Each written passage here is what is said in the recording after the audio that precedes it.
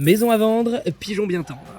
Nous parlons d'une catégorie de personnes très spécifique, se rapprochant à s'y méprendre du banquier et de l'assureur. Même allure, même confiance et surtout même objectif. Vous prendre pour des lapins de 6 semaines. Bon, c'est vrai, j'extrapole un peu. Mais si on ne mettait pas tout le monde dans le même sac, ça serait pas drôle.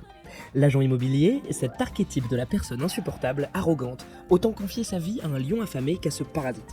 Clairement, quand vous observez ce spécimen, vous vous rendez compte qu'il ressemble à un technocrate de Bercy, version un peu plus rock'n'roll. Vous buvez les paroles de ces gens et faites des crédits sur plus de 20 ans. À la rigueur, faites un emprunt de quelques mois pour ma cagnotte. Pas de bicoque certes, mais la garantie de ne pas se faire avoir. Vous savez ce que vous payez. La grande force de l'agent immobilier, c'est souvent sa sympathie. Un peu forcée, je dois vous l'admettre, mais c'est ce qui fait aussi partie de son charme. Épicuriens avérés, ils apprécient leur apparence et font tout pour plaire. Une fois, j'en ai rencontré un qui m'a dit « Les gens n'achètent pas une maison, ils m'achètent moi ».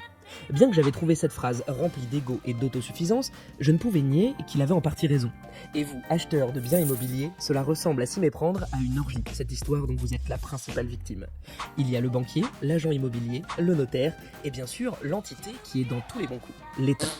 Vous prenant à tour de rôle, et vous acceptant leur offrande avec sourire. Comme si cela ne suffisait pas, vous les remerciez pour cela. On adore.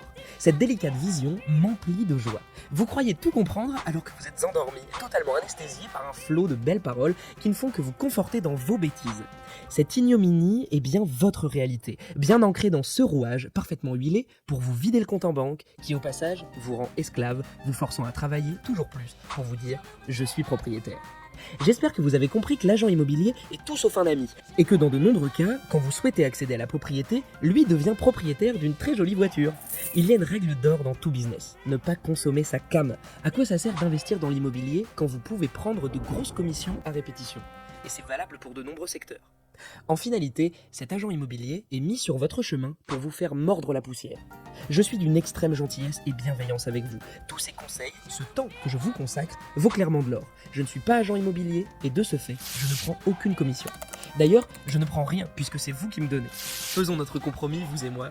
Donnez-moi votre argent. Profitez-en, c'est à taux zéro.